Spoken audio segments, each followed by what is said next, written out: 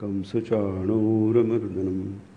देवकी परमानन्दं कृष्णं वन्दे जगद्गुरुं मूकं करोति वाचालं पङ्गुं लङ्घयति गिरिं यत्कृपातमहं वन्दे परमानन्दमाधवम्।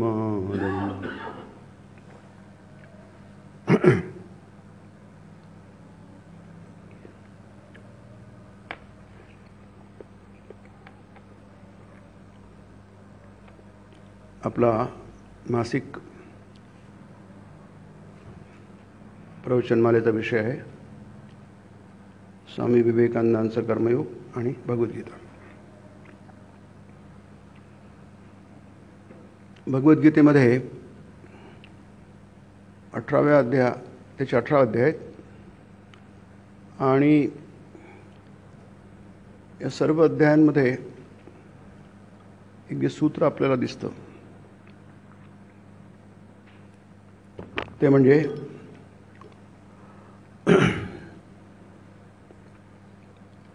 आपलं हे जीवन, मानवी जीवन हे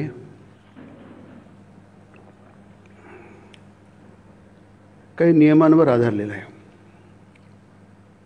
इथे दुसऱ्या अध्याय आपण बघत आहोत, आपापल्या कार्यक्षेत्रात कोणीच कनिष्ठ नाही. Each one is great in his on place. इंग्रजीमध्ये या अध्याय दुसऱ्याचं शीर्षक हे आहे. प्रत्येकाची काहीतरी भूमिका आहे या जगामध्ये. आपण गेले 2 महिने म्हणजे 2 प्रवचन झाली नाहीत, मी येऊ शकलो नाही, पण आपण हा विषय त्यावेळी बघत होतो की प्रत्येकाची काहीतरी भूमिका असते. आणि भगवद्गीतेमध्ये 18ही अध्यायांमध्ये आपल्याला हे सांगण्याचा प्रयत्न केला जात आहे की जगात आलेल्या प्रत्येक प्राण्याची एक भूमिका आहे.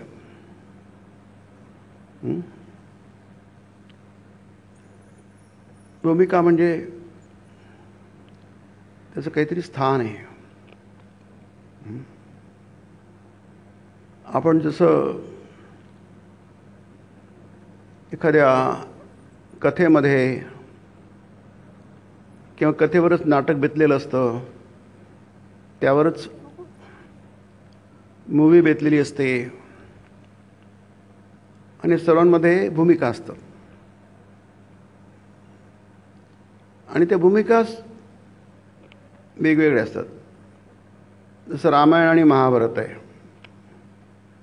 याला महाकाव्य म्हणतात, इतिहास म्हणतात. याच्यामध्ये असंख्य भूमिका आहेत. काही मुख्य भूमिका आहेत, काही अवांतर आहेत, पण सगळ्या भूमिका महत्त्वाच्या आहेत. प्रत्येक भूमिका आपल्याला काहीतरी सांगते, काहीतरी शिकवते. त्याचं स्थान आहे. हा हॉल आहे. या हॉलमध्ये कितीतरी गोष्टी आहेत.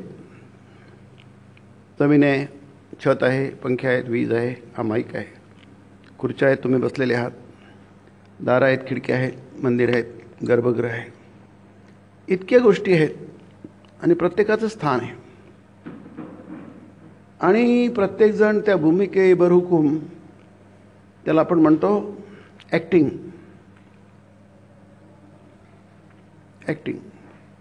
प्रत्येकजण काय आहे? ॲक्टर आहे. तो ॲक्टिंग करतो आहे. आणि इथे सांख्यांचं तत्त्वज्ञान आहे. 6 दर्शनं आहेत, षड्दर्शनं.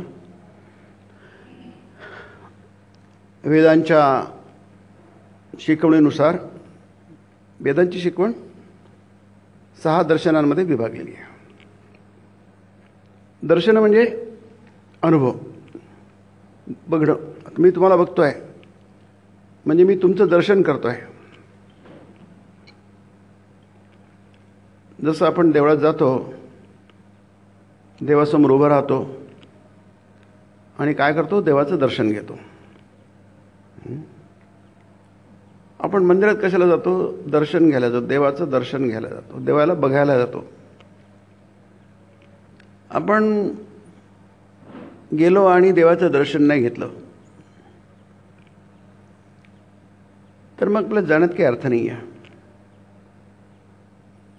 आता एक जेव्हा आता उद्याच कोजागरी पौर्णिमा आहे, त्याच्यानंतर मला वाटते तुळजापूरला लाखो लोक जातात दर्शनाला, पायी जातात पुष्कळशी लोक. आज आम्ही औरंगाबादहून इथे येताना आम्हाला येरमाळ्याजवळच त्यांनी अडवलं. म्हणजे तुम्हाला या रस्त्याने जाता येणार नाही, तुम्ही बार्शीकडनं जा. आहे आज किंवा उद्या, तर नाही म्हणे हा रस्ता बंद आहे, आज या रस्त्याने तुम्हाला जाता येणार नाही. मग आम्हाला आधी बार्शीला जावं लागलं, बार्शीकडनं इकडे यावं लागलं. म्हणजे आमचा रस्ता जरा वाढला, वेळही जास्त लागला. आता का? कारण दर्शनार्थी लोकांची संख्या खूप जास्ती आहे. आणि आता इतकी लोक जाणार त्या दर्शन मंडपामध्ये, तिथनं देवीचं दर्शन घेणार. पंढरपूरला जातात लोक, हजारो लाखो लोक, विशेष करून आषाढी आणि कार्तिक एकादशीला वारी असते. इतकी लोक जातात तिथे आणि इतकी लोक जाऊन त्यांना दर्शन नाही घेता येत. कारण बऱ्याच वेळा त्या रांगेत उभं राहावं, बारीत उभं राहावं लागतं. कितीही तुम्ही व्यवस्था केली तरी शेवटी काय, ते काही लोकांना दर्शन नाही घेता येत. मग ते कळसाचं दर्शन घेतात, ध्वजाचं दर्शन घेतात, मंदिराचं दर्शन घेतात. पण दर्शन घेतात, कशाचं तरी दर्शन घेतात. काही लोक पायरीचं दर्शन घेतात, नामदेवाची पायरी आहे तिथे, त्याचं दर्शन घेतात. त्यांना वाटतं धन्यता वाटते. इतक्या दुरून पायी चालत चालत बरेच कष्ट सोसत तिथपर्यंत पोचतात. काही लोकांना असं दर्शन होतं, काही लोकांना तसं दर्शन होतं, काही लोकांना तसं दर्शन होतं. पण दर्शन घेणं हे असतं. म्हणून इथे कोणताही योग, 4 योग महत्त्वाचे आहेत. गीतेमध्ये 4 योग महत्त्वाचे आहेत. प्रत्येक अध्याय गीतेचा योगच आहे. अगदी अर्जुन विषाद योग हा जो पहिला योग आहे तोही याच आहे. अर्जुनाला विषाद झाला आणि त्या विषादाने भगवंताशी त्याचा योग घडून आला. आणि अगदी शेवटचा 18वा अध्याय, हे सगळे योगच आहेत. देवाला जोडण्याचे मार्ग त्याला योग म्हणतात. आपण स्वतःशी जोडल्या गेलो पाहिजे. आणि गीता सांगते की आपण स्वतःशी जोडले गेलो नाही आहे, आपण जगाशी जोडल्या गेले आहोत.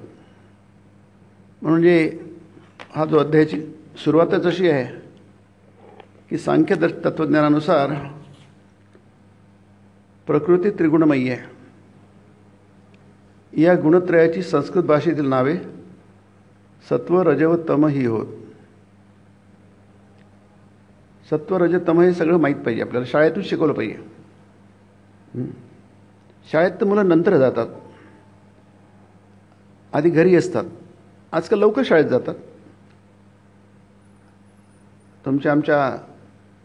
आमच्या काळामध्ये तुमचे जे जुने लोक आहेत, साधारण पहिलीमध्ये 7व्या वर्षी काहीतरी पहिलीमध्ये प्रवेश मिळायचा. ते बालक मंदिर, KG, क्रेशेस किंवा पाळणाघर, नंतर असे काही प्रकार नव्हते. KG1, KG2 असं काही नव्हतं त्यावेळी. नंतर झालं बालक मंदिर वगैरे, त्यानंतर मग KG1, KG2, किंडन गार्डन वगैरे झालं. तर ही सगळी हळूहळू मुलं शिकतात. घरी बरं शिकणं व्हायचं. आजी आजोबा, आई वडील बरंच काही शिकवायचे. तर ह्या काही तात्विक गोष्टी मुलांना माहीत पाहिजे. त्या तात्विक गोष्टी फार महत्त्वाच्या असतात. त्याने माणूस स्थिर होतो, विचलित होत नाही. आणि गीता आपल्याला हे शिकवते, कोणत्याही परिस्थितीत विचलित होऊ नका.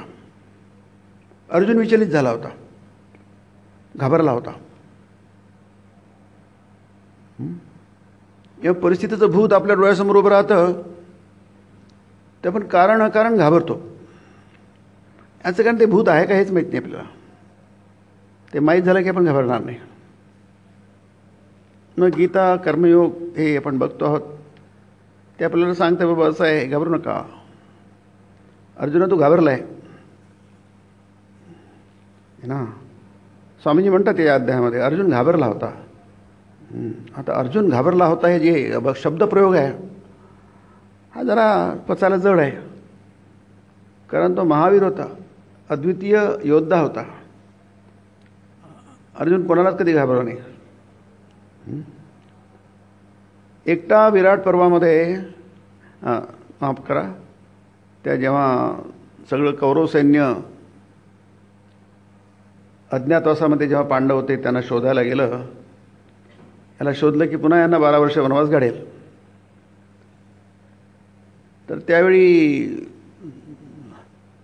अर्जुन बृहन्नलीच्या वेशामध्ये, स्त्री वेशामध्ये एकटा सगळ्या कौरव सैन्यांशी लढला, सगळ्यांना पराजित केलं. त्यामध्ये सगळेच होते, भीष्म, द्रोण, अश्वत्थामा, शल्य नव्हते, आपले हे कृपाचार्य, नंतर कर्ण, कोणीच बाद नव्हते, सगळे होते, सैन्य सगळंच. एकट्या अर्जुनाने सगळ्यांना, आणि त्याचा सारथी कोण, तो उत्तर कुमार, तो असा रडकाच होता, पण त्याच्या सारथ्याखाली त्यांनी सगळ्यांना हरवलं. इतका तो पराक्रमी, महापराक्रमी, अद्वितीय योद्धा, त्याच्यासारखा योद्धा दोन्ही पक्षात नव्हता. घाबरला नाही काही तो. इतकं सैन्य उभं आहे कौरवांचं, मी कसा एकटा लढणार, असे प्रसंग अर्जुनाला पुष्कळ आले. द्रौपदीच्या स्वयंवराच्या वेळीसुद्धा सगळ्या राजेराजांनी सगळे एकटा त्यांनी सगळ्यांना तोंड दिलं आणि सगळ्यांना हरवलं. कर्णाला हरवलं. कर्णाने त्याची प्रत्युंच्या तोडली. अरे माझी प्रत्युंच्या तोडणारा कोणीच नाही आहे, फक्त एक माझे गुरु परशुराम वगैरे, त्यांनी 2-3 नाव घेतले, त्यात अर्जुनाचं नाव पण घेतलं. तू कोण आहे, तुला काय करायचं आहे, युद्ध कर, मी कोण आहे त्याची चौकशी करू नको. सगळ्यांना हरवलं.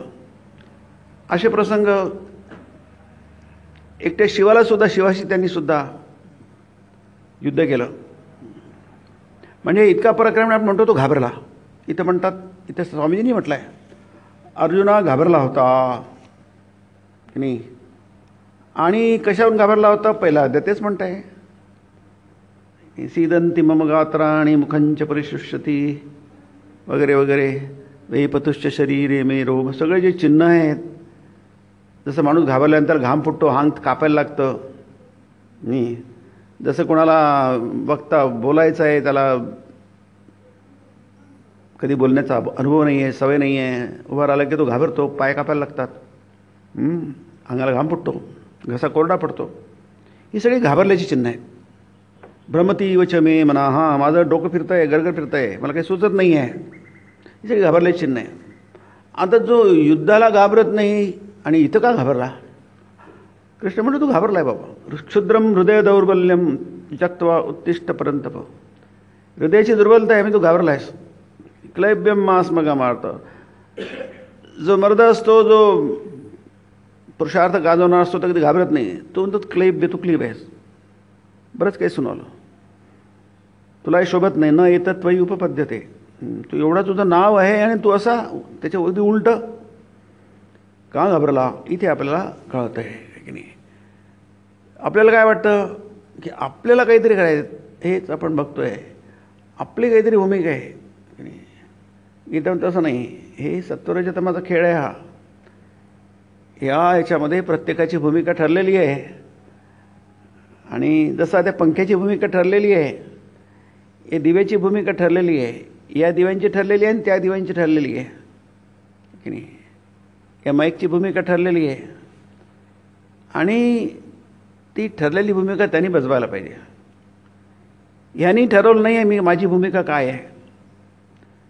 पंख्यांनी दिव्यांनी आपली भूमिका ठरवली नाही आहे, तर ती कोणीतरी ठरवलेली आहे की नाही.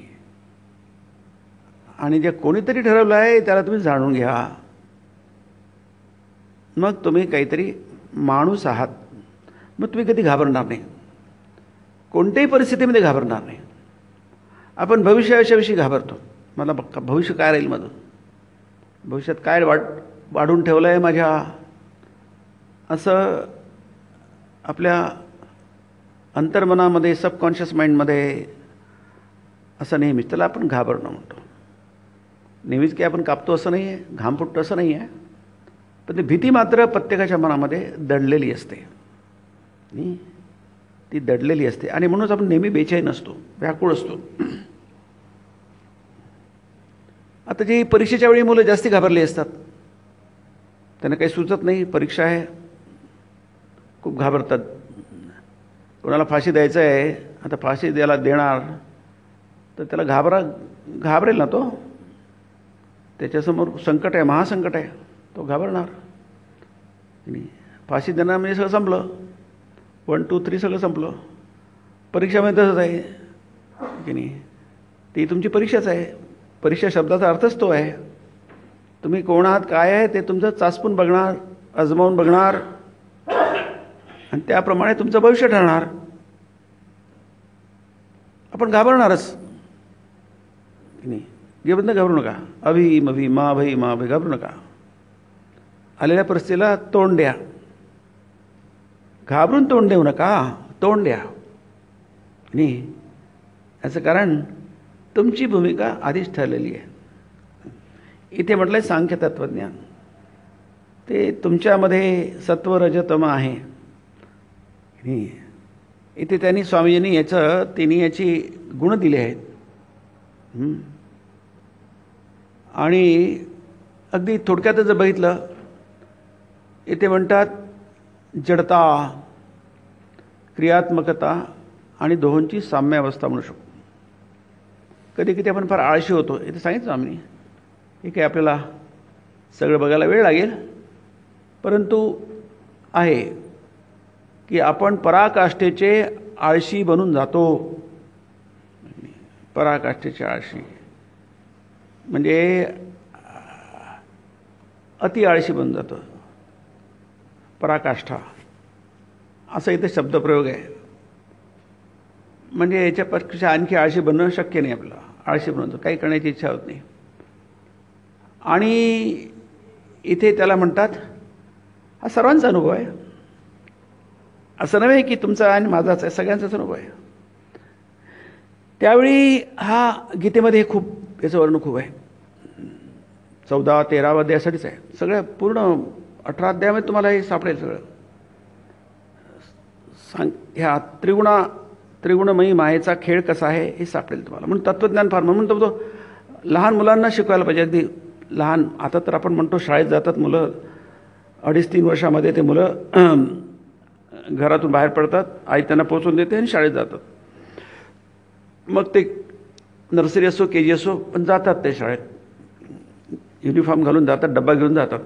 नाही आता तिथे शिकवायला पाहिजे, नाही तर घरी शिकवा. तुम्हाला जर कशाला तोंड द्यायचं माहीत असलं तर तुम्ही घाबरणार नाही. मुलाचा अभ्यास खूप झाला आहे,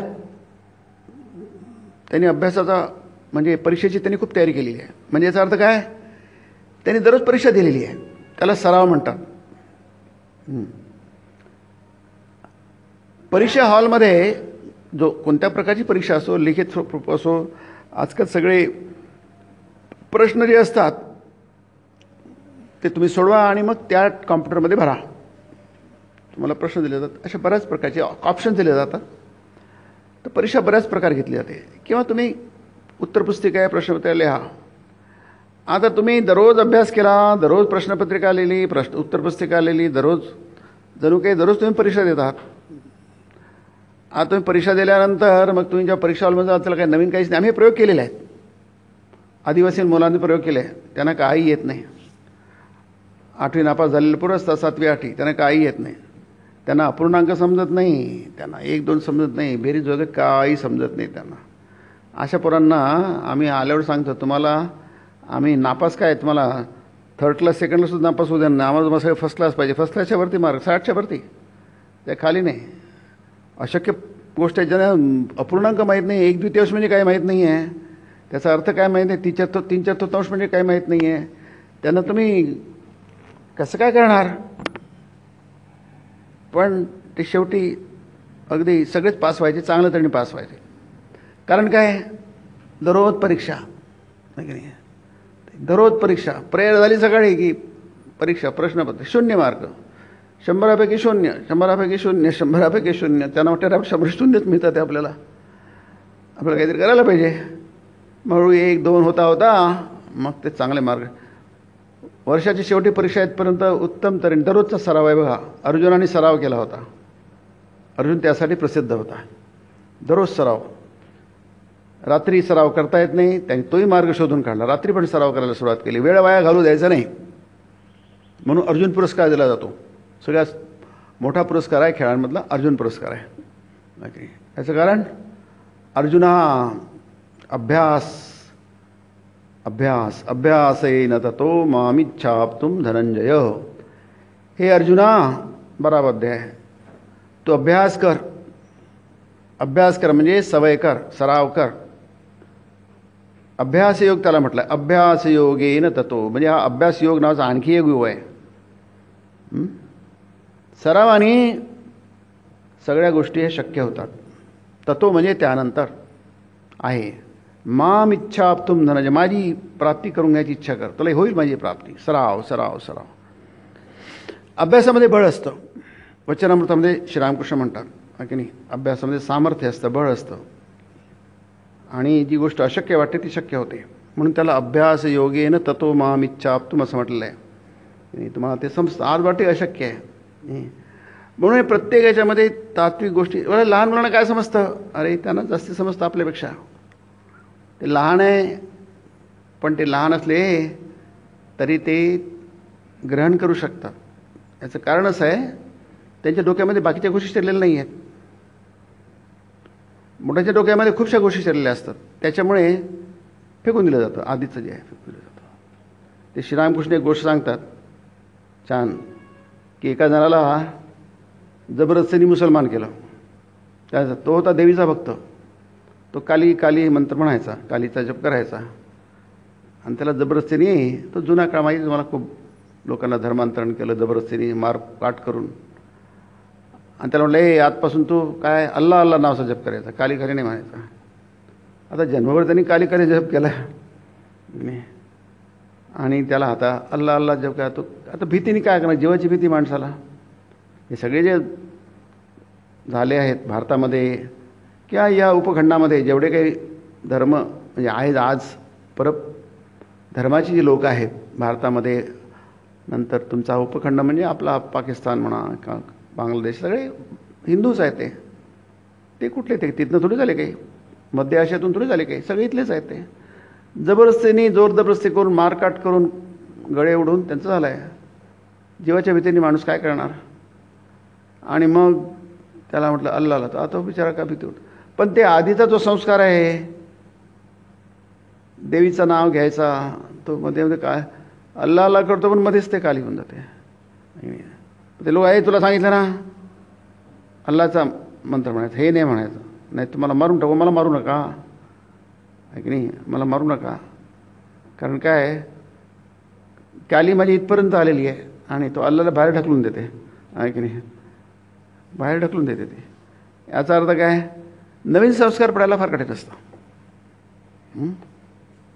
आधीचा संस्कार जर खूप जोरदार पक्का असेल, दृढ असेल, तर मग नवीन संस्कार पडणं फार कठीण होऊन जातं. म्हणून निगेटिव्ह संस्कार पडण्याच्या आधी पॉझिटिव्ह संस्कार पडले पाहिजे. मग पॉझिटिव्ह संस्कार निगेटिव्ह संस्कार ढकलून देईल बाहेर, त्याला हद्दपार करून टाकेल. त्यामुळे आवर्जून प्रयत्नपूर्वक, त्यालाच म्हणतात अभ्यासयोग. आवर्जून प्रयत्नपूर्वक परिश्रमपूर्वक काय करायला पाहिजे, हा संस्कार टाकायला पाहिजे. मग तुम्ही सुरक्षित आहात. म्हणून इथे आपण पराकाष्ठेचे आळशी असतो, बनून जातो, जणू जागचे हलू शकत नाही, अगदी निष्क्रिय बनून जाऊन. इथलंच वाचतोय स्वामीजी काय म्हणतात, काही विशिष्ट भावनांचे बंदे गुलाम होऊन बसतो. आपल्याला काहीच करता येत नाही. कधी कधी चांगले विचार मनात येतात, शुभ विचार येतात, काहीतरी चांगलं करावं असं वाटतं, चांगलं व्हावं असं वाटतं, चांगली गोष्ट आहे ती. तोही सुद्धा संस्कारच आहे की नाही. नाही तर कशाला वाटायला तुम्हाला चांगलं व्हायला, असं काहीतरी आपण नवीन करावं, तो संस्कार आहे की नाही. तो तुम्हाला एक शुभ विचार तुमच्या मनामध्ये, शुभ संकल्प मनामध्ये आणतो. पण ते काय इतका क्षीण असतो, दुर्बल असतो की टिकत नाही, जास्ती वेळ तो टिकत नाही. पुन्हा आपलं हेच आहे, निष्क्रिय बनून जातो. याला म्हणतात तमोगुण. तम म्हणजे अंधार. उजेड आहे पण नसल्यागत आहे, असं चाचपडावं लागतं, नीट दिसत नाही. अंधार, तम म्हणजे अंधार. तमस शब्द आहे, मूळ संस्कृत शब्द तमस आहे, आपण त्याचं मराठीमध्ये तम म्हणतो. तम म्हणजे अंधार.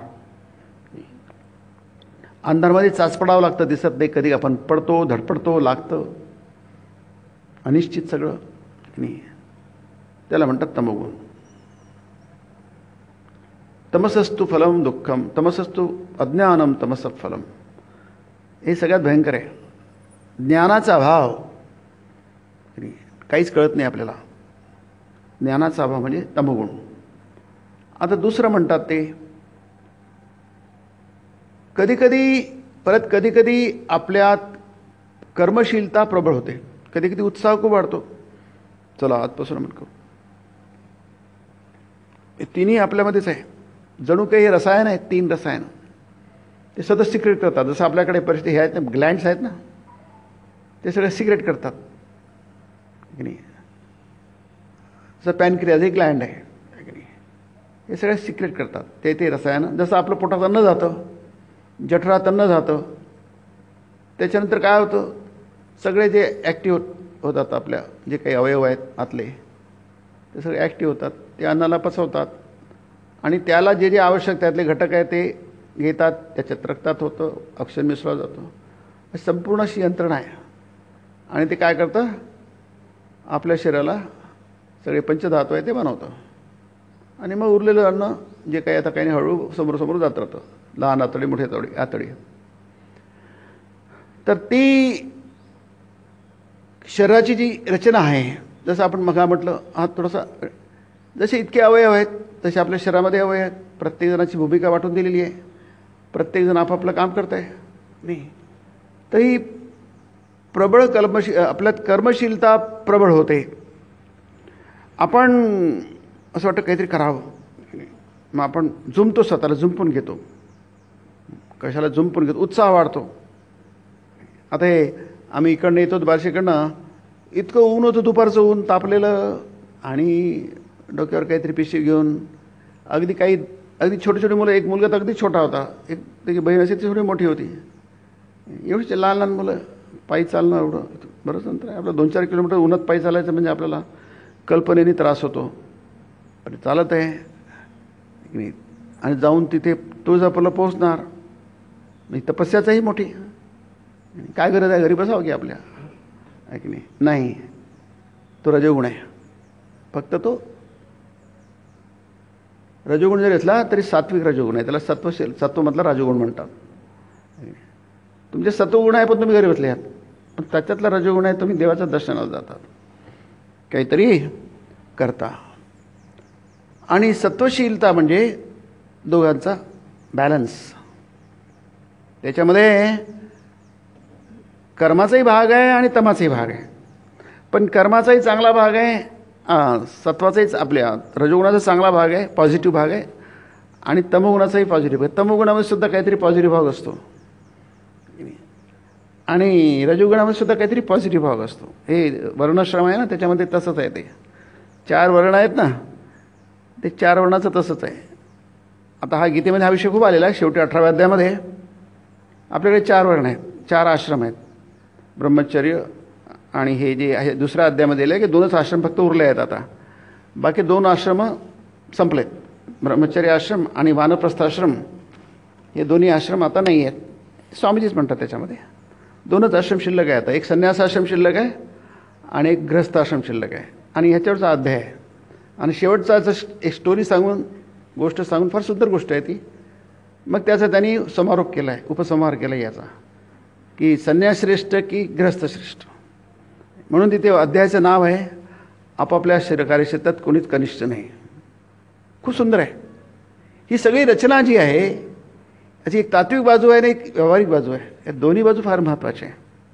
तुम्हाला दोन्ही बाजू चांगल्या माहीत पाहिजे, मग तुम्ही कधीच घाबरणार नाही. कारण तुम्हाला माहिती आहे, तुम्ही खूप अभ्यास केला आहे, तुम्ही परीक्षेला घाबरणार नाही. घाबरतात कोण? ज्याची तयारी नाही, ज्याची तयारी नाही तो घाबरतो. ज्याची तयारी आहे तो काही घाबरत नाही आहे.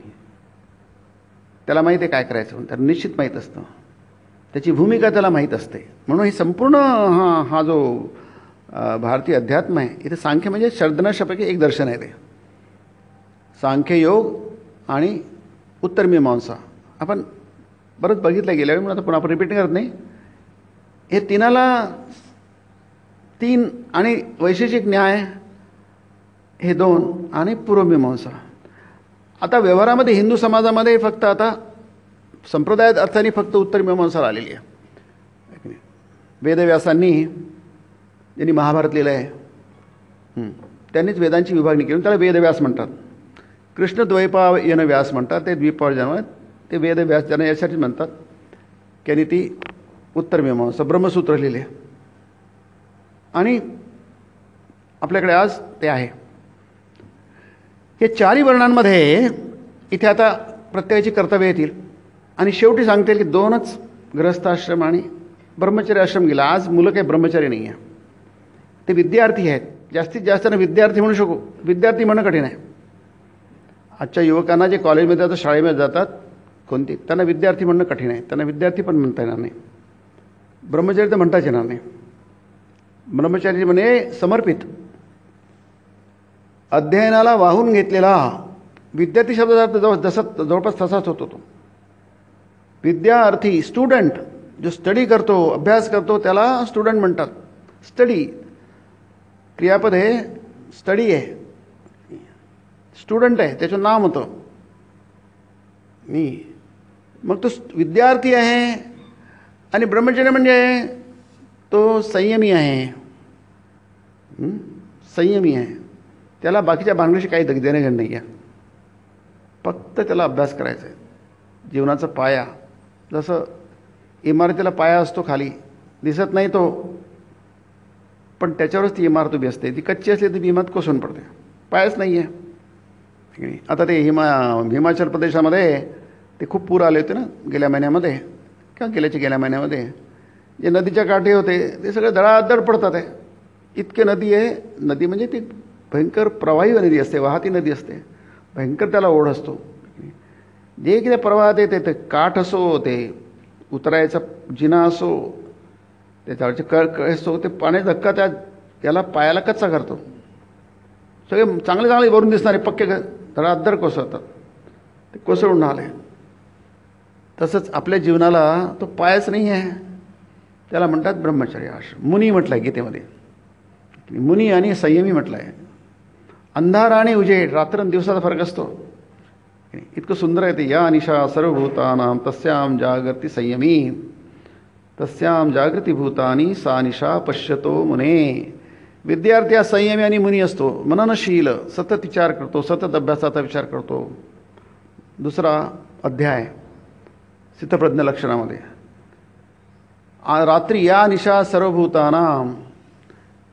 आपण 3 आणि 1 करू. पहिला आश्रम ब्रह्मचर्य आश्रम आहे, बाकी 2रा आश्रम आहे गृहस्थाश्रम, 3रा वानप्रस्थाश्रम. वानप्रस्थाश्रम संपला, आता कोणी रिटायर्ड होत नाही. वानप्रस्थ वनाकडे जात नाही. धृतराष्ट्र, कुंती, गांधारी, संजय, विदूर हे सगळे वनाकडे गेले होते. शेवटी पांडव सगळे वनाकडे गेले होते, भरत हा सगळे वनाकडे गेले होते. सगळे त्यांचं उत्तरायुष्य वानप्रस्थाश्रम संपलंच, तुटला, आपला जगाशी संपर्क तुटला, आपला संसार झाला खूप. हे सगळं याच्यात आहे, 2रा अध्यायात आहे. खूप सुंदर आहे. तंत्रामधलं ते महानिर्वाण तंत्रामधले सगळे श्लोक स्वामींनी घेतले की नाही. आणि वानप्रस्थाश्रम म्हणजे काय, तुमचा संबंध तुटला. आज कोणी वृद्धाश्रमात जायला तयार नाही, कारण ते वृद्धाश्रम आहे. तो वानप्रस्थाश्रम थोडीच आहे की वृद्धांसाठी जागा. आश्रम त्याला म्हटलं आहे, पण तो आश्रम आहे, आश्रम नाही आहे. ती जबरदस्ती आहे, निरुपाय आहे, उपाय नाही आहे, काही होऊ शकत नाही. पूर्वीच्या काळची गोष्ट होती, आत्ताची काळ गोष्ट हे लोकच नाही आहे सांभाळ करायला. मग एक अशी संस्था आली की त्यात तुम्ही करा बाबा तुमचं काम सामान. जसं आपण मुलांना घरून उठतो, आपल्याला शिकवता येत नाही, शाळेत टाकून देतो, बाबा तुम्ही शिकवा याला, आपल्याला काही शिकवता येत नाही. तसंच वृद्धांना सांभाळत नाही, वृद्धाश्रमात टाकतो. पण तो वानप्रस्थाश्रम नाही आहे, कारण ते अनासक्त झालेले नसतात, पक्के संसारात जखडलेले असतात. जीवनभर संसार केला, प्रपंचाला आपलं मानलं, आता काय ते तुटणार आहे? तो वानप्रस्थाश्रममध्ये त्याची तयारी असते. जन्मभर अनासक्तीचा अभ्यास केला आहे आणि म्हणून पांडव गेले. कुंती येऊ शकली. कुंती का गेली? कारण ती अनासक्त होती, तिला जायची काहीच गरज नव्हती, कारण तिच्या मुलांनी युद्ध जिंकलं होतं. भीम म्हणतो आता तू, आम्ही तुझ्यासाठी युद्ध केलं आणि तू आता चालली आहे. म्हणजे मी, माझं काही तुमच्याशी देणंघेणं नाही आहे. बाकी बोलतच नव्हती ती, फक्त भीमानी म्हटलं तेव्हा ती बोलायला लागली. कोणती बागेसुद्धा जाऊन बघितलं नाही त्यांनी, काय अद्भुत बाई आहे ती, काही बघितलं सुद्धा नाही. भीम सारखा तिला म्हणतो की तू कशाला जाते, तुला कोणात कशाला जातेस तू यांच्याबरोबर? तर म्हणते मी केलं आहे की सगळं जग बघितलं आहे, मी राजराणी होते की नाही, आणि सगळे उपभोग मी उपगले, आता मला कशाला पाहिजे, आता मी वनात जाईल आहे. सासू सासऱ्यांची सेवा, सासू म्हणजे ते जाऊ होती ना गांधारी, तिच्या ज्येष्ठ होती, धृतराष्ट्र ज्येष्ठ होते, त्यांनी जन्मभर त्यांना त्रास दिला, त्यांची सेवा करायला गेली ती. आणि त्याला म्हणतात वानप्रस्थाश्रम. म्हणजे आज कोणी वनात जाऊ शकत नाही, पण घरीसुद्धा अनासक्त होऊन राहू शकत नाही. त्याचं नावच आहे वानप्रस्थाश्रम, वनाकडे प्रस्थान करा. आता वनाकडे प्रस्थान करता येत नाही, आजकाल सीमोल्लंघन पण करता येत नाही. आता दसरा झाला ना रविवारी, की नाही, कुठे सीमोल्लंघन करणार तुम्ही? आपला रस्ता क्रॉस केला झाला सीमोल्लंघन, की नाही. गावामध्ये आपण सीमोल्लंघन करतात, देवीचं दर्शन घेतात, मग सगळ्यांचं भेटीगाठी होतात. परिस्थिती बदलली आहे, पण संन्यासाश्रम अजूनही आहे आणि गृहस्थाश्रम अजूनही आहे. हे दोन आश्रम शिल्लक आहेत आणि याचंच वर्णन आपल्याला पुढे बघेल आहे. कार्यक्षेत्रात कुणी नाही आहे. आणि शेवटी स्वामींनी ती गोष्ट सांगून, सुंदर गोष्ट आहे, मोठी आहे, आपण ती पण बघू. त्यांनी याचा समारोप केलेला आहे, या कहाणी, या अध्यायाचा समारोप केला आहे. कोण श्रेष्ठ आहे? संन्यास श्रेष्ठ आहे की गृहस्थ श्रेष्ठ आहे? गृहस्थ म्हणजे काय? तो घरात राहतो, तो गृहस्थच आहे. आश्रम आहे पण स्थ आहे, घरात राहतो आहे की नाही, पण अनासक्तीचा अभ्यास करतो. ब्रह्मनिष्ठ गृहस्थोच त्यात, तो ब्रह्मनिष्ठ आहे. घरात आहे पण घरात म्हणजे ब्रह्मनिष्ठ होऊन घरात आहे. ब्रह्मज्ञान परायणा, त्याची परायणता प्रपंच नाही आहे तर ब्रह्मामध्ये आहे. आणि म्हणून जे जे काय करेल तो ते ब्रह्माला समर्पण करेल. यद्यत कर्म प्रकुर्वीत तद ब्रह्मणी समर्पयेत, गीतेचा संदेश आहे, तो तंत्रामधला आहे. तो जे जे करणार, यत करोषि तत्कुरुष्व मदर्पणम. तुम्ही गृहस्थ म्हणून जे जे काही करणार, आचरण करणार, मग शुभ असो की अशुभ असो, बघा गृहस्थाच्या हातून नेहमी शुभ होत नाही, तसं कोणाच्याच हातून कधी शुभ होत नाही. सगळं चांगलं होत नाही तर सगळं वाईटही होत नाही, सगळं वाईट होत नाही तर सगळं चांगलंही होत नाही. हा जगाचा नियम. त्याला प्रकृती म्हटलं आहे, सांख्यांची प्रकृती. सत्व रज तम, हा सगळं जग असायचं. जगामध्ये सगळं चांगलं राही नाही. आपण अरे काय युद्ध चालू आहे, ते हमासचं आणि ते इस्रायलचं, तिकडे युक्रेनचं आणि रशियाचं युद्ध चालू आहे. हा काय प्रकार मूर्खपणा आहे, महामूर्खपणा आहे. आणि हे महाभारतचं 18 दिवसाचं युद्ध आहे, म्हणजे काय, त्याला काय अर्थ काय आहे?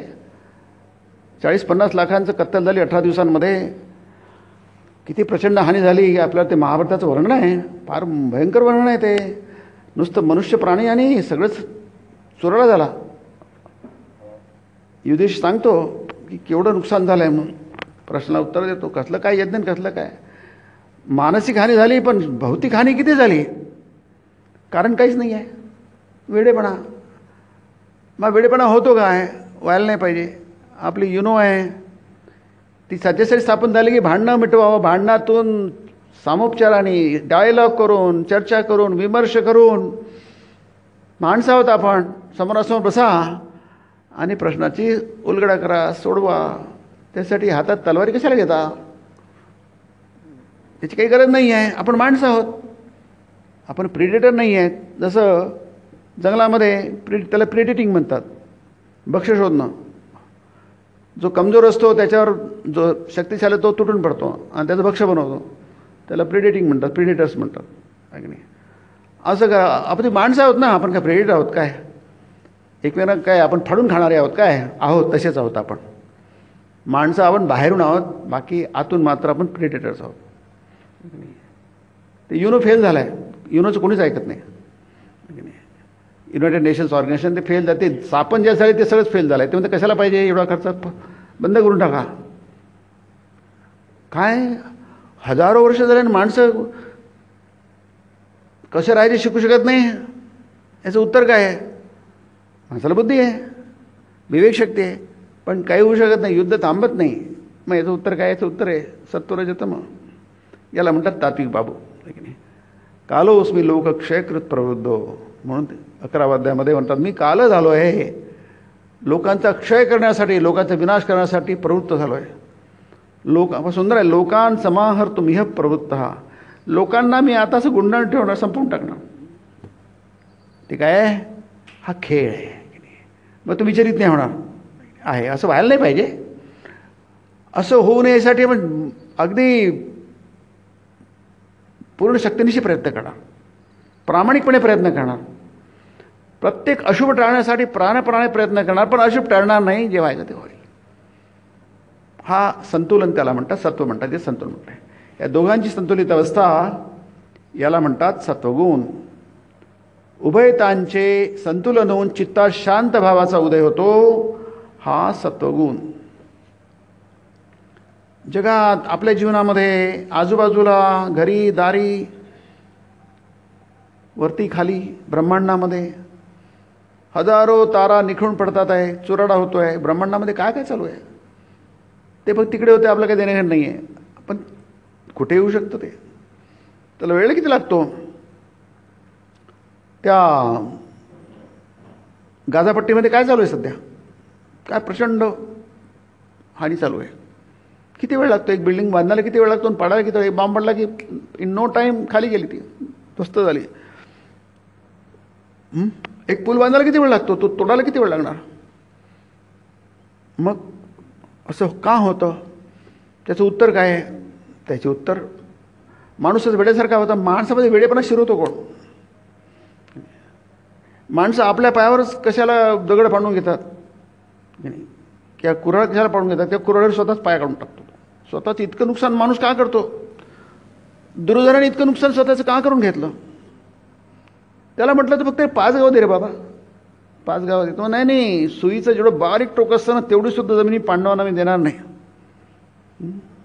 काय अद्भुत आहे.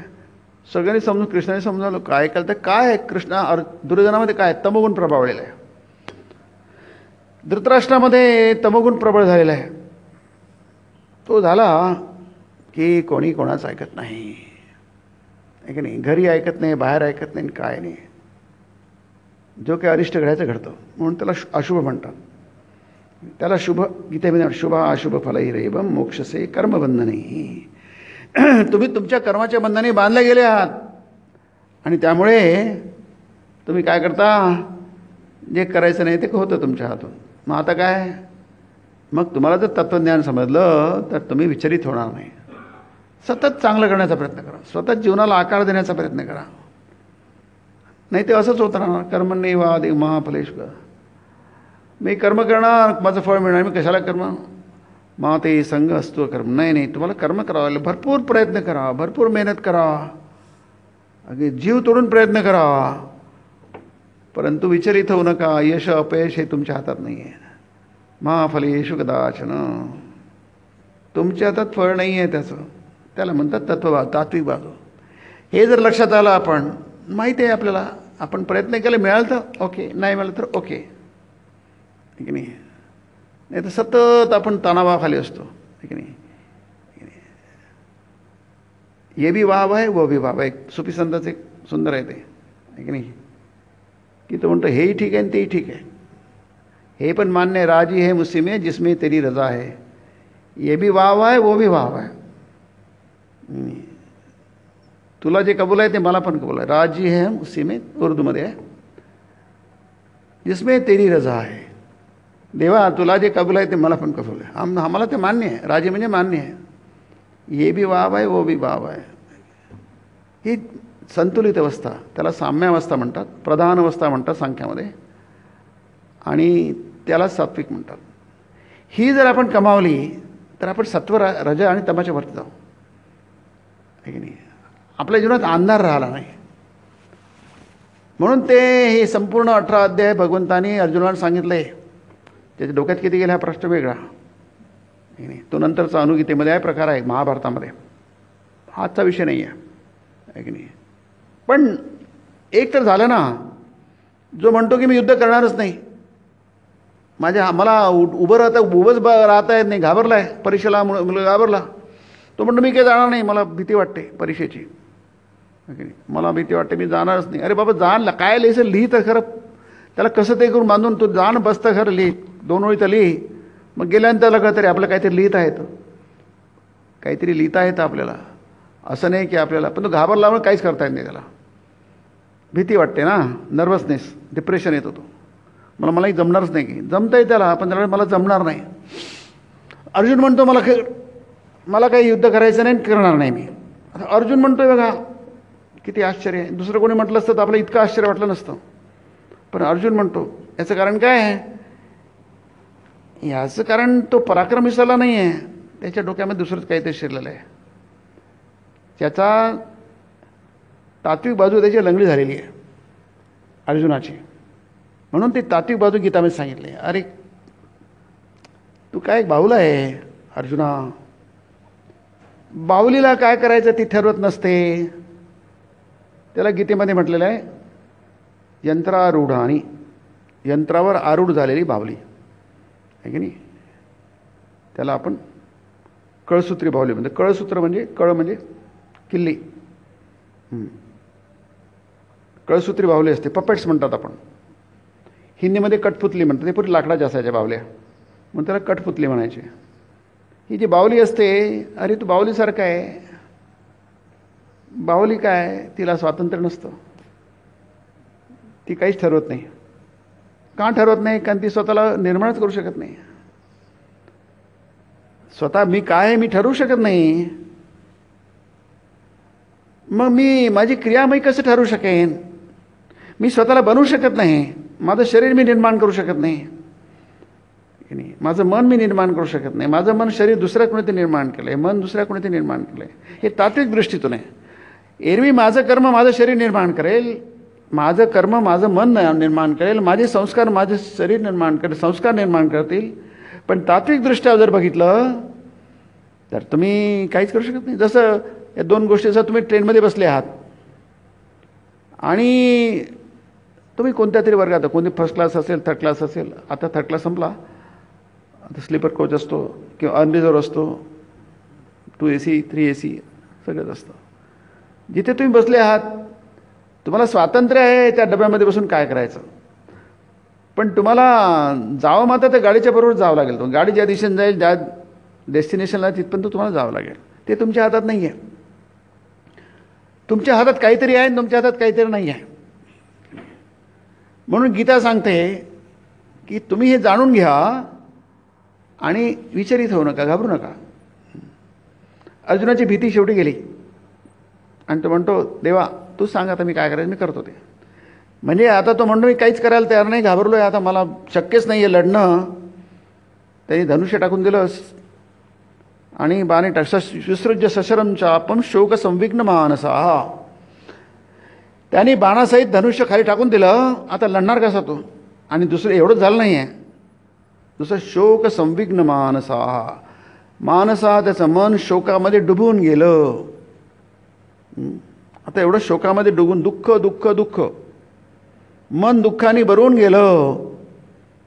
आता तो कसं काय लढणार? आपण काहीच करू शकत नाही. आपण गळून जातो. खूप शोक झाला तर गळून जातो, काहीच करता येत नाही. मन गळलं की शरीर पण गळतं. खूप आला, ताप आला ना, शरीर गळून जातं, आपल्याला काहीच करता येत नाही. साधी हालचाल नाही करता, साधं पाणी नाही पिता येत ग्लासने आपल्या हाताने, इतकं गळून जातं. अर्जुन तसा गळून गेला आहे. पण 18 अध्यायातला भगवंताचा उपदेश त्यांनी ऐकल्यानंतर तो म्हणतो करिष्ये वचनम तव, तव वचनम करिष्ये. देवा आता तुम्हाला सांग मी काय करायचं, तू सांगशील ते करेन. असं म्हणत नाही की मी युद्ध करेन, असं म्हणू शकलं असतं ना की आता मी ठीक आहे, माझं मन थारावर आलं आहे, आता मला वाटतं की मी ठीक चालू आहे सर, आता मी युद्ध करणार असं म्हणत नाही तो. तो म्हणतो करिष्ये वचनम तव तव वचनम करिष्ये, तू सांगशील ते करीन. म्हणजे त्याला कळलं की देव जसं करे ठरवेल तसं होईल. ही झाली पराकाष्ठा, तात्विक पराकाष्ठा. जेव्हा तुम्हाला समजतं, याला इथं गीतेत म्हटलं आहे की त्याला म्हणतं, त्याला स्थानम पराम शांतीम स्थानम प्राप्सी शाश्वतम. अशा माणसाला पराशांती प्राप्त होते. साधी शांती नाही, ती शांती कधीच पराकाष्ठेचा आनंद, पराकाष्ठेची शांती. शांतीमध्ये आनंद असतो, अशांतीमध्ये दुःख असतं. अशांतस्य कुतः सुखम. मन अशांत आहे, चंचल आहे, आपल्या सुखाची कल्पनाच करता येणार नाही. कारण अशांत चित्त दुःखी असतं, शांत चित्त सुखी असतं. तुम्हाला वस्तू असून तुम्ही आनंदित असता. लहान मुलं आनंदित असतात, मजेत असतात. ते चंचल असतात पण मजेत असतात, आनंदी असतात. कारण त्यांचं चित्त आनंदी असतं, मन आनंदी असतं. आणि ती आनंद त्यांच्या सगळ्या हालचालीतून, उड्या मारण्यामध्ये, बोलण्यामध्ये. जोरजोराने बोलतात पोरं, हळू बोलत नाही. आपण हळूहळू बोलतो, मुलं अगदी जोराने बोलतात, किंचाळून बोलतात ते. म्हणजे अर्जुन म्हणतो की करिष्ये वचनम तव. आता मी, तू म्हणशील लढ तर लढणार, तू म्हणशील ते जाऊ दे, युद्ध बिद्ध नको आपल्याला, तू जे म्हणशील ते. आता माझ्या म्हणण्याला काय अर्थ आहे? मला समजलं आहे की मला काही संकल्प नाही आहे. संकल्प भगवंताचा असतो, आपला संकल्प नसतो. फक्त ते आपल्याला वाटत असतं आपल्याला संकल्प आहे म्हणून. हे फार मोठं तत्त्वज्ञान आहे गीतेचं. त्याला उत्तरमीमांसा म्हणतात, आहे की नाही? वेदांत म्हणतो आपण, अद्वैत वेदांत म्हणतो. फार कठीण आहे समजायला, पण गीतेचं हेच आपल्याला समजलं पाहिजे. ते समजलं तर आपण माणसासारखं वागू, माणसं होऊ. आज माणसं कुठे आहोत आपण? दुर्योधन माणूस नव्हता, रावणा माणूस नव्हता, तर राक्षस होते ते. हिरण्यकशिपू माणूस नव्हता, ते माणसासारखे वागले कुठे? माणसासारखी आकृती आहे. आतलं मन जे आहे, आतलं सूक्ष्म शरीर आहे, ते माणसाचं नाही, पशुचं आहे ते. म्हणून तुम्ही बघाल ते पशुचं, राक्षसांना शिंग असतात पशुसारखे, तुम्ही बघितले असाल की नाही? पशुसारखा कुंभकर्णाला अशी शिंग होते. ते शिंग म्हणजे पशुचं ते प्रतीक आहे, सिंबॉलिक आहे ते. रावणसुद्धा, रावणाला 10 तोंड आहे, ते प्रतिकात्मक आहे ते. त्याला जाळलं जातं, म्हणजे तमोगुणाला जाळलं जातं. तमोगुणाचा संहार आहे तो, प्रतिकात्मक जाळ आहे. रावणाला जाळतो आपण. सत्वगुणाने, परमेश्वराने, परब्रह्माने बाण सोडला आणि त्या तमोगुणाचा नाश केला. रावणाचा वध झाला, मेघनादाचा वध झाला, राक्षस कुळाचा वध झाला. म्हणजे हा जो तमोगुण आहे, हा सतत नाहीसा करण्याचा प्रयत्न केला पाहिजे. मग आपल्या जीवनात असो की जगातला असो, पण तो सगळाच खेळ आहे, हे आपल्याला गीता सांगते. तो सगळाच खेळ आहे. आणि 18 ह्या अध्यायामध्ये आपल्याला सांगितलं जात आहे की हा सगळा खेळ आहे. असं म्हटलं ना, तुम्हाला त्याची तात्विक बाजू समजली की मग तुम्हाला विचलित होणार नाही. जीवनामध्ये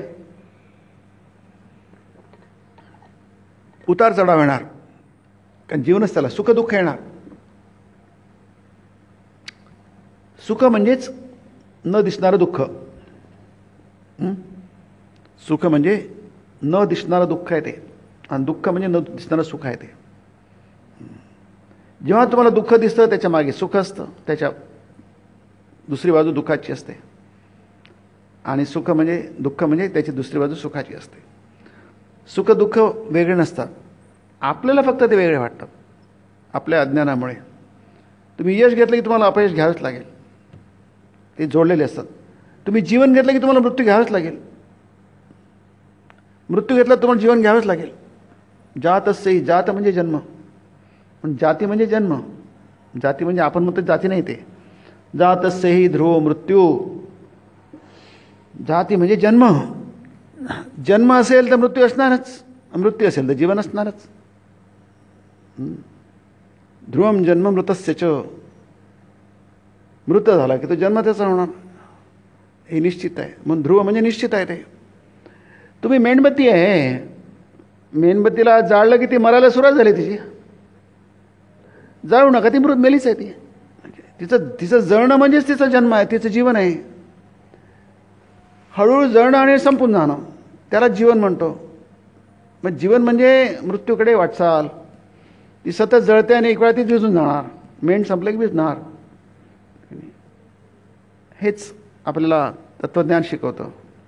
पण याच्या पलीकडे आपण अनंत जीवन जगतो. आपण न मरणारे आहोत. आपल्याला मृत्यू नाही आहे.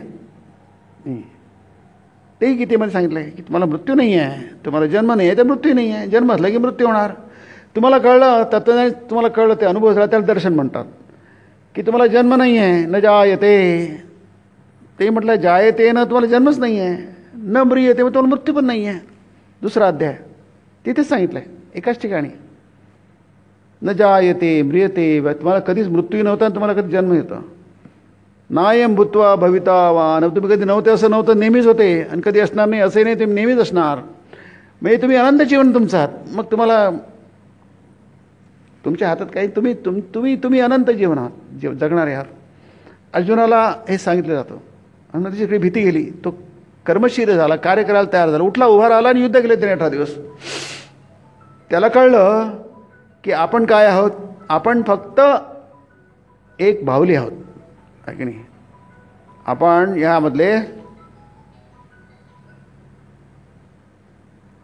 या सृष्टीमधले आपण फक्त एक काय आहोत, बाहुली आहोत. त्याला गीतेमध्ये म्हटलं आहे यंत्रारूढ आणि माया. आणि त्या भावनेला तुम्ही शरण जा. तुम्ही ॲक्टर आहात, तुम्ही नट आहात. आणि नट काय करतो, नट फक्त सांगितलं तेवढंच करतो. आपल्याला वाटतं नट हा काय डायलॉग बोलत आहे, अशी ॲक्शन करत आहे, तशी ॲक्शन करत आहे, अमुक करत आहे, ढमुक करत आहे. पण तो जो डायरेक्टर आहे जे सांगेल तसंच करतो. तो तेच डायलॉग म्हणतो, तसंच बोलतो. त्याला स्वतःचं काही नसतं. त्याच्याकडून जे करून घेतलं तसं तो करतो. त्याला म्हणतात ॲक्टर, अभिनय करणारा. तर जगामध्ये आपण अभिनय करणारे आहोत. आणि म्हणून इथे जे म्हटलं आहे, गोष्ट सांगितली आहे ती संन्यासाची आणि याची. शेवटी आपण ते बघू पुढे की हे दोघेही ॲक्टर आहेत. संन्यासी ॲक्टर आहे आणि गृहस्थी ॲक्टर आहे की नाही. त्यामुळे हा श्रेष्ठ आहे की तो श्रेष्ठ हा प्रकार नाही आहे. प्रत्येकाने आपापली भूमिका नीट वळवायला पाहिजे. मग झालं. रामाने आपली भूमिका ठीक करायला पाहिजे, रामासारखी करायला पाहिजे. आणि रावणाने आपल्यासारखी करायला पाहिजे. मग ते रामायण होईल आहे, मग ते महाकाव्य होईल आहे. नाही, रामाने रावणासारखं व्हायला नाही पाहिजे, रावणाने रामासारखं व्हायला नाही पाहिजे. ती जी गोष्ट आहे तशी आहे. त्यामुळे इथे आपल्याला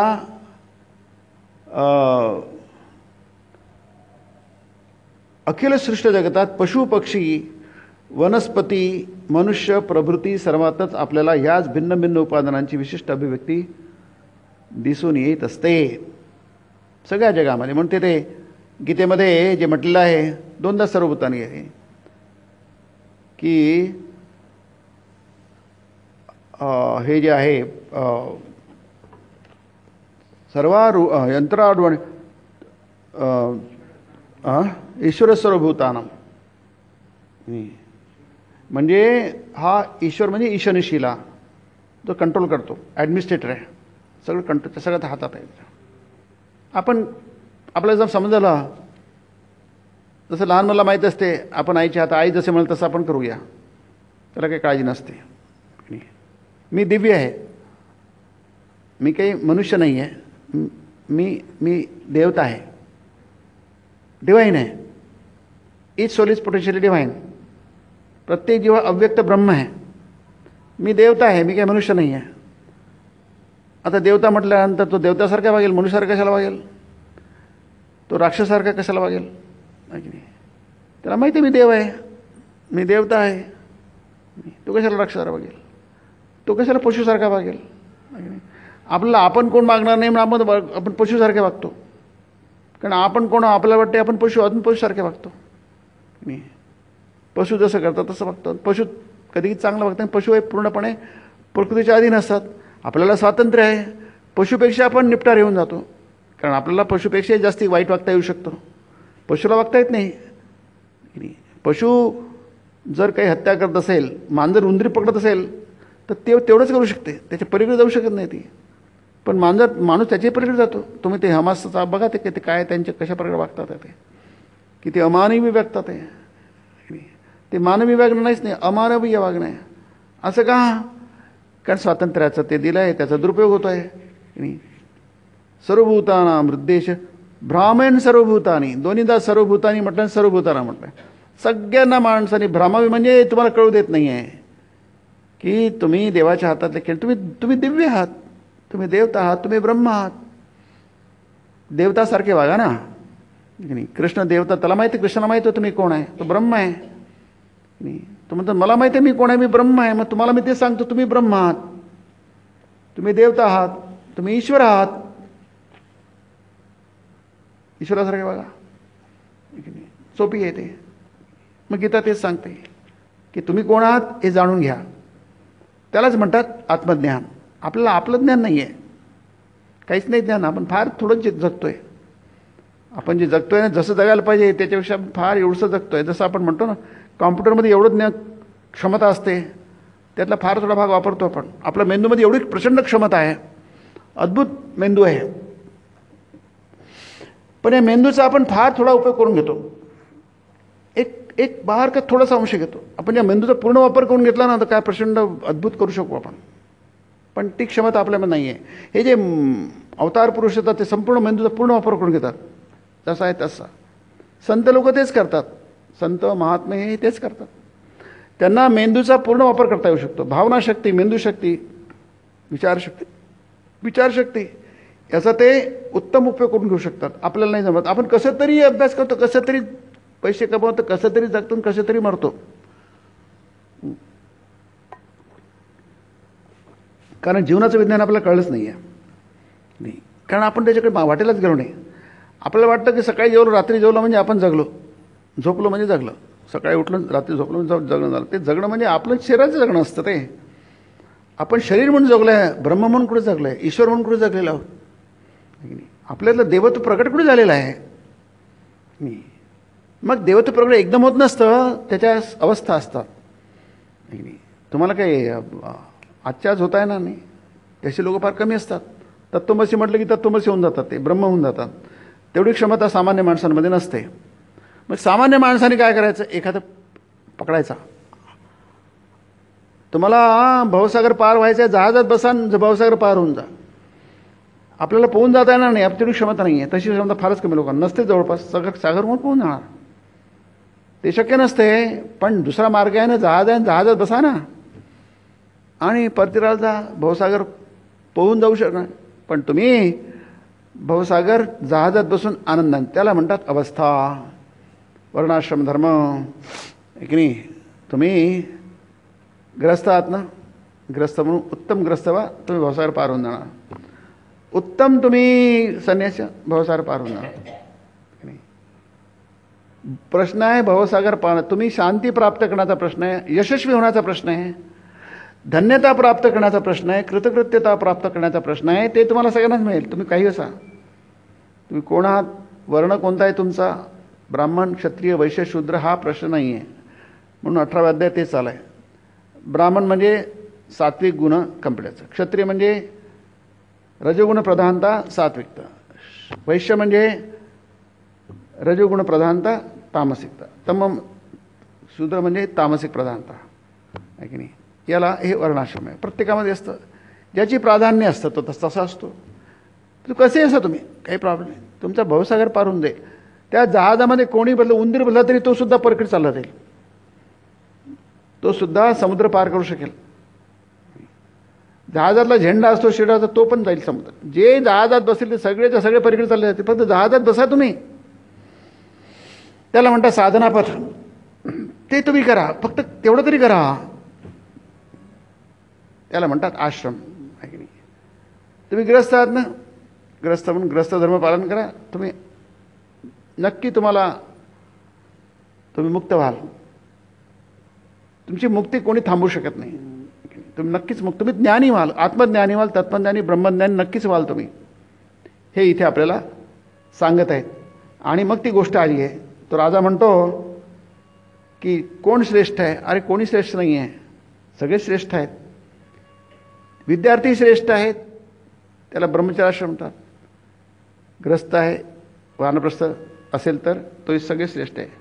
त्याने आपापल्या धर्माचं व्यवस्थित पालन केलं की तो श्रेष्ठ झाला. प्रश्न आहे श्रेष्ठ कनिष्ठ नाही आहे, तो भवसागर पार करतो की नाही, त्याला ज्ञान प्राप्त हे महत्त्वाचं आहे. तुम्ही कोण आहात ते महत्त्वाचं नाही आहे. हे आपल्याला ह्या अध्यायामध्ये बघायला मिळतं.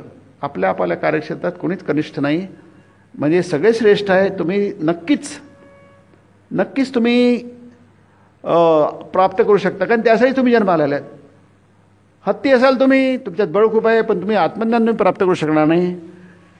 तुम्हाला घोड्याचं शरीर आहे, मांजरीचं शरीर आहे, कुत्र्याचं आहे, गाईचं आहे, म्हशीचं आहे. नो नो नो आहे की नाही? नो आहे ते, नाही म्हणजे नाही. तुम्ही कोणात कळू शकणार नाही. ती सोय फक्त मनुष्य शरीरातच आहे. मनुष्य शरीरात पुष्कळशा अडचणी आहेत, खूप दुर्बलता आहे. आपल्याला वाघासारखं काही प्रचंड ताकद नाही, हत्तीसारखी ताकद नाही आहे, सापासारखं चपळपणा नाही आहे की नाही? आपल्याला हरडासारखं धावता नाही, घोड्यासारखी शक्ती नाही आहे. पण जे काही आपण आहोत त्याच्यामध्ये आपल्याला जे मिळतं ते बाकीच्या कोणाला मिळत नाही आहे. आपल्याला आत्मचिंतन करता येतं, आपण कोण आहोत हे आपल्याला कळता येतं. माझ्यात काय सामर्थ्य आहेत की नाही? माझं सामर्थ्य आहे, मी सगळ्या जगाला जिंकू शकतो. कारण काय, हत्ती जिंकू शकत नाही, पण माणूस जगाला जिंकू शकतो. याचं कारण काय, माणूस स्वतःला जिंकू शकतो आणि तो जगाला जिंकू शकतो. जो स्वतःला जिंकतो तो जगाला जिंकतो. ज्यांनी स्वतः पुढे हार पत्करले तो जगापुढे त्याने हार पत्करलेली आहे. म्हणजे तत्वज्ञान या दृष्टीने फार महत्त्वाचं आहे. गीतेचा आपण तो राजा म्हणतो की कोण श्रेष्ठ? तो म्हणतो की सगळेजण म्हणतात की हा श्रेष्ठ आहे, तो श्रेष्ठ आहे. असं करत करते गोष्ट पुढे जाते. त्यानंतर मग एक संन्यासी येतो तिथे. तो म्हणतो त्याला विचारतो, तो म्हणतो याचं उत्तर हाही श्रेष्ठ आहे आणि तोही श्रेष्ठ आहे, मला त्याचं उत्तर समजावून सांग. मग तुम्ही सांगतो माझ्याबरोबर चल. मग त्याच्यावर जातात आणि मग ती गोष्ट पुढे सरकते आणि मग ते जंगलात जातात. तिथं त्यावेळी एका ठिकाणी हे असतं, स्वयंवर चाललं असतं एका ह्याच्यामध्ये राजकन्याचं. ते तरुण संन्यासी येतो, त्याची गंमत म्हणून बघत असतो काय चालू आहे इथली. तर राणीला कोणीच पसंत पडत नाही त्या राजकुमारीला. ते राजकुमारीला ते कोपऱ्यामध्ये एक संन्यासी, तरुण संन्यासी बाई, खूप सुंदर असतो, खूप असतो. तिला तो खूप आवडतो. त्याच्या गळ्यात त्यांनी माळ घालते. तू काय मूर्खासारखी वागते, मला तुझ्या विवाहाशी काय करायचं आहे? ते घेताना ते फेकून देतो, हारतो. ते म्हणतो नाही, मी घरी लग्न याच्याशीच करणार. पण सुंदर गोष्ट, मोठी गोष्ट आहे, पुढे बघू आपल्याला जमलं तर. आणि ती म्हणते मला, राजा म्हणतो अरे मला मुलगीच आहे फक्त, मुलगा तर नाही आहे, हे सगळं तिचंच होणार. आता तुला अर्ध राज्य घे, मी मेल्यानंतर सगळं राज्य तुझंच होईल आहे की नाही? म्हणजे आता राज्य मिळत आहे, सुंदर बायको मिळते आहे, सगळंच मिळत आहे. तुम्ही ते काय मूर्खपणा चाललं, माझं काय कशी देणे नाही आहे की नाही? फेकून देतो आणि निघून जातो, तर्क निघून जातो. जेव्हा ती वेडी झाली असते पोरगी, त्या राजकुमारी कधी द्यायला लागते होतं, ते डोक्यात घुसतं, ते काहीतरी प्रेम वगैरे काहीतरी असतं. हां, ते त्याच्या मागे मागे जाते, मागे तर हा जो असतो ना विचारणार राजा, ग्रस्त श्रेष्ठ की संन्यासी, त्याच्या मागे जातात. चल आपण जाऊ यांच्या मागे. काय तो संन्यासी जंगलात जातो, त्याला माहीत सगळं जंगल माहीत असतं, कुठेतरी काय होऊन जातो. आणि राजकन्या ते रडायला लागते, आता कोणी दिसत नाही जंगलामध्ये, याला काय समजणार, कुठला रस्ता कुठं समजणार. मग हे दोघं जात, घाबरू नको, आम्ही आहोत, तुला आम्ही घरी पोचवून देऊ, तुझ्या वडिलांकडे पोचवून देऊ. झाडाखाली बसतात ते. आता फक्त आज रात्र झाली, तर रात्री काही निघता येणार नाही, रात्री काही तुला वाट सापडणार नाही. मग दोघेजण बसतात, झाडाखाली बसतात. आता झाडीखाली बसतात, झाडावरच्या वरती एक चिमणी असते, कुटुंब राहत असतं, चिमणी चिमणा त्यांची पोरं पिले राहत असतात. अरे आपल्या घरी अतिथी आले आहेत आणि यांना तर काही नाही, थंडी आहे, आता हे काय कसे राहणार रात्रभर. आपलं कर्तव्य यांचं काहीतरी आतिथ्य करणं, ग्रस्ताचं नाही आतिथ्य करणं. ग्रस्त हा इतरांसाठी जगतो, हे याच्यात सुंदर सांगितलं आहे या अध्यायामध्ये आहे का नाही. सगळ्यात श्रेष्ठ गृहस्थ धर्म याच्यासाठी म्हटला जातो, कारण 3 इतर जे आश्रम आहेत, वानप्रस्थाश्रम, संन्यासाश्रम आणि बरोबर स्वतः करत नसतात, ते ग्रस्तावर जगत असतात, त्याच दिशेने ग्रस्ताश्रम श्रेष्ठ समजला जातो. ते दुसरा अर्थ आहे. आता आपला वेळ नाही आहे, परंतु तो म्हणतो आपलं कर्तव्य आहे, आपला धर्म आहे, तो गृहस्थ धर्म आहे, आपण त्याचं पालन केलं पाहिजे. तो चिमणी कुठेतरी घेऊन येतो अग्नी आणि ते खाली पाडतो, झाडाच्या खाली ते अतिथी असतात ना, मग ते लाकडं गोळा करतात, अग्नी पेटवतात. आता त्यांना थंडीपासून रक्षण झालं, जाळ करतात, शेकतात, रात्र कशी तर निघून जाईल. पशु घाबरतात अग्नीला, वाघ घाबरतो अग्नीला, जवळ येत नाही. थंडी पण जवळ येत नाही. यांची ते थंडी. आता पण जेवणार कसे, रात्र उपाशी राहणार काय? मग आता काय जेवणाची व्यवस्था काय यांची? यांना जेवण का झालं पाहिजे? आपले अतिथी आहेत, ते अतिथी नारायण असतो. अतिथी देवो भव, आपल्यासाठी अतिथी देव झाला पाहिजे. मग तो आता काय खायला देणार या लोकांना? तिघांना काय खायला देणार? मग ती म्हणते, तो म्हणतो, चिमणा म्हणतो की मी माझं शरीर देतो. तो त्या अग्नीमध्ये उडी घालतो, म्हणजे मला भाजून खातील. ते प्रयत्न करत त्याला वाचवायचा, ते वाचत नाही, जरूर मरतो. मग ती ही म्हणते, चिमणी म्हणते, अरे माझ्या नवऱ्याने आपलं दिलं, आता माझं कर्तव्य आहे नवऱ्याचं काम पूर्ण करणं. हीच गोष्ट ती महाभारताचं अश्वमेध यज्ञ झालं ना, तेव्हा ते ब्राह्मणाचं कुटुंब 4 कुटुंब उपाशी मरतं. ती गोष्ट याची सांगितली, ती गोष्ट मग आपण त्यावेळी बघते. फार सुंदर करते, कर्तव्य म्हणजे काय वगैरे शेवटी येते. तर तो मरतो. ते पुलं म्हणतात चिमणी की आम्ही आमच्या आईवडिलांनी जे सुरू केलं आहे काम ते पूर्ण करायला पाहिजे. तेही मरतात. आता ते खाऊ शकत नाही. ते पण बघतात त्यांनी आश्चर्य करतात, काय अद्भुत आहे, आपल्या जीवनाचं त्यांनी समर्पण केलं आहे की नाही. तो यज्ञ आहे, जीवन हा यज्ञ आहे. हे संपूर्ण जीवन मानवी जीवन यज्ञ आहे. प्रत्येक आश्रम यज्ञरूप आहे. हा गीतेचा संदेश आहे की नाही. ब्रह्मार्पणम ब्रह्मवीर, अग्निरूप आहे. अग्नी हा ब्रह्मरूप असतो. ब्रह्मार्पणम ब्रह्मवीर, ब्रह्मा अग्नौ, ब्रह्मा अग्नी आहे की नाही. समर्पण बुद्धीने तुम्ही जीवन जगा की नाही. म्हणजे अग्नी थोडीच घेतली पाहिजे असं नाही आहे, पण समर्पण बुद्धीने तुम्ही जीवन जगा, तुम्ही मुक्त होऊन जाल. निस्वार्थ बुद्धीने जीवन जगा, तुम्ही ब्रह्मासाठी जगा. ब्रह्मरूपात ब्रह्मरूप होऊन जा. ब्रह्मार्पणम ब्रह्मवीर. आणि मग ते करू शकत नाही. सकाळ होते, त्या राजकुमाराला त्या घरी पोचून देतो याच्यामध्ये, आणि ते म्हणते, हे राजा हे बघ, आहे की नाही. राजा तू हे बघ, तू विचारात प्रश्न होता ना, त्या प्रश्नाचं उत्तर हे आहे की नाही. शेवटल्या ओळी की सुंदर आहे बघा, स्वामींनी अद्भुत पुस्तक आहे की नाही. ते तिघे पाहुणे अर्थातच त्या पक्ष्यांना शिवले देखील नाही. जे काय पाहिले त्यांनी अगदी थक्क होऊन त्यांनी उपाशी पोटीच कशी तरी ती रात्र काढली. उजाडताच त्या दोघांनी राजकन्येला तिच्या मार्गास लावून दिले आणि त्याच्या अनुरोधाने ती आपल्या पित्याच्या घरी परत गेली. तदनंतर तो संन्यासी राजाला संबोधून मला, महाराज बघितले का की आपापल्या कार्यक्षेत्रात कुणीच दुसऱ्यापेक्षा निकृष्ट नसतो. कोणीच निकृष्ट नाही आहे, कोणीच खालचा नाही आहे. फक्त त्यांनी आपलं काम नीट केलं पाहिजे, समर्पण बुद्धीने केलं पाहिजे. तुम्हाला जर संसारात राहायचे असेल ग्रस्त होऊन, तर पक्ष्यांप्रमाणे दुसऱ्यांसाठी वाटेल तेव्हा प्राणविसर्जन करण्यास एका पायावर तयार होऊन राहा. म्हणजे समर्पण बुद्धीने तुम्ही जीवन जगा, समाजासाठी, कुटुंबासाठी, देशासाठी, राष्ट्रासाठी आणि विश्वासाठी, जगासाठी, आहे की नाही. तुमचं जीवन तुमच्यासाठी नाही आहे. माणसं जेव्हा स्वतःशी जगतात तेव्हा ते मार्ग चुकतात, आहे की नाही.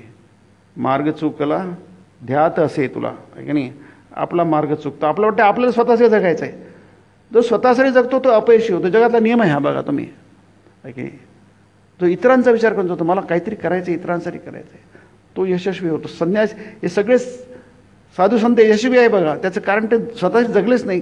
कृष्ण यशस्वी, राम यशस्वी आहे, ते अजर अमरून गेले का स्वतःशी जगलेच नाहीत ते, आहे की नाही. हे साधू हे संत इतके का प्रसिद्ध झाले, कारण ते स्वतःसाठी जगले नाही म्हणून, आहे की नाही. विवेकानंद काय, रामकृष्ण काय, ज्ञानेश्वर महाराज काय, सगळे महान लोक आहेत, स्वतःचे जगले नाही. त्यांनी स्वतः काही केलंच नाही आहे, जगलेच नाही. शिवाजी महाराज बघा, त्यांचं किती नाव आहे, कारण स्वतःसाठी जगले नाही ते, स्वतःसाठी त्यांनी काही नाही केलं. ते खरे लोक असतात. आणि जर तुम्ही संसाराचा त्याग करू इच्छित असाल, म्हणजे तुम्हाला दररोजचं हे आपलं काही ग्रहधर्म नाही व्हायचं, तर अतिसुंदर तरुणी एक राज्याचे राज्य त्याने केवळ कसपटा समान लेखले, म्हणजे कागदाच्या कपट्यापर्यंत काहीच किंमत नाही, बेकार आहे ते. त्या तरुण संन्यासापूर्ण ग्रस्त समय बनण्याची जर तुमची आकांक्षा असेल, तर आपल्या जीवनाचा परहितार्थ यज्ञ करण्यास नेहमी सिद्धचा हा सारांश आहे. फार सुंदर आहे हा. आपल्याला काहीच माहीत नाही म्हणून म्हणतो की लहानपणापासून शिकवलं पाहिजे. महान महान गोष्टी माणसाला महान बनवणाऱ्या त्या गोष्टी आपल्याला काहीच माहीत नाही आहे. शाळेत शिकवलं जात नाही, घरी शिकवलं जात नाही, कुठंच शिकवलं जात नाही. अशा ठिकाणी थोडंफार सांगितलं ते त्यांना लोकांना ऐकायचं नसतं. आणि जर संन्यासी होण्याचीच तुमची मनीषा असेल तर मग सौंदर्य, ऐश्वर्य आणि प्रभुता यांच्याकडे नुसते ढुंकूनही बघू नका. राजन, लक्षात असू द्या की प्रत्येक जणच आपापल्या कार्यक्षेत्रात आपल्या कार्यक्षेत्रात श्रेष्ठ असतो. मात्र एकाचे जे कर्तव्य तेच दुसऱ्याचे कर्तव्य असत नाही. तुम्ही जिथे आहात तुम्ही तिथे श्रेष्ठ आहात. You are best wherever you are. तुम्ही तुमच्या जागी श्रेष्ठ आहात. दुसऱ्याचं अनुकरण करू नका, कॉपी करू नका. आपण कॉपी करतो नाही की नाही. एक जण एका प्रकारचं त्याच्यात पण सगळेजण गातो. अरे तुम्ही तुमचं प्राण तुम्ही इच वन इच काय स्वामीजींनी म्हटलं आहे ओरिजिनल, बी ओरिजिनल. तुम्ही ओरिजिनल व्हा, दुसऱ्याची कॉपी कशाला करता. प्रत्येक देवाने प्रत्येकाला ओरिजिनल निर्माण केलं आहे, फोटोकॉपी नाही आहे आपण कोणाची. तुम्ही ओरिजिनल आहात की नाही, फोटोकॉपी कशाला म्हणता. तर तुम्ही देवाने तुम्हाला जसं म्हणाला तशा तुम्हाला जी भूमिका ती भूमिका म्हणून वागा, समर्पण बुद्धीने वागा. इथे त्यांनी स्वामींनी शब्द वापरला आहे, फार सुंदर वापरला आहे. त्यांनी म्हटलं आहे तुम्ही आपल्या जीवनाचा परहितार्थ यज्ञ करण्यास नेहमी सिद्ध राहा. फार सुंदर वाक्य आहे, फार सुंदर आहे. मना चंदनाचे परित्वाजे जावे, परियंतरी सारते निववावे. मनाच्या श्लोकात आहे. चंदन जसं झिजत राहतं तसं झिजा. तुम्ही यशस्वी झालेत की नाही, तुम्ही धन्य झालेत, कृतकृत्य झालेत की नाही. कारण काय, तुम्ही परहितार्थ जगता आहात. म्हणजे तुम्हाला जीवनाचा अर्थ काढलेला आहे. जीवन कशाला म्हणतात ते काढलेलं आहे. मग तुम्ही काय करता, जो राजा आहात की आणखी काही आहात, प्रजा आहात, त्याचं काही महत्त्व नाही आहे की नाही. तुम्ही तुमचा मार्ग तुम्हाला शोधता आला काय, तुम्ही धन्य झालेत काय, तुम्हाला आत्मज्ञान, तुम्ही तुम्हाला कळलं काय. त्यासाठी हे गीता आहे, कर्मयोग आहे स्वामींचा. खूप सुंदर तत्व आहे. एक एक तत्व म्हणजे मंत्रासारखं आहे. ते आपलं जीवन उजाळून निघणार आहे, आपल्या जीवनात प्रकाश आणणार आहे, आपला तमोगुण निघून जाणार आहे. अंधार, तम म्हणजे अंधार, आपल्या जीवनातला अंधार दूर करणार आहे. म्हणून याचं फार महत्त्व आहे. आपण बघू पुढच्या वेळी. ओम ब्रह्मार्पणं ब्रह्मवीर ब्रह्माग्नौ ब्रह्मणाहुतं ब्रह्मैव तेन गंतव्यं ब्रह्मकर्म समाधिना. हरि ओम तत्सत्. ओम शांति शांति शांति. श्रीरामकृष्णार्पणमस्तु.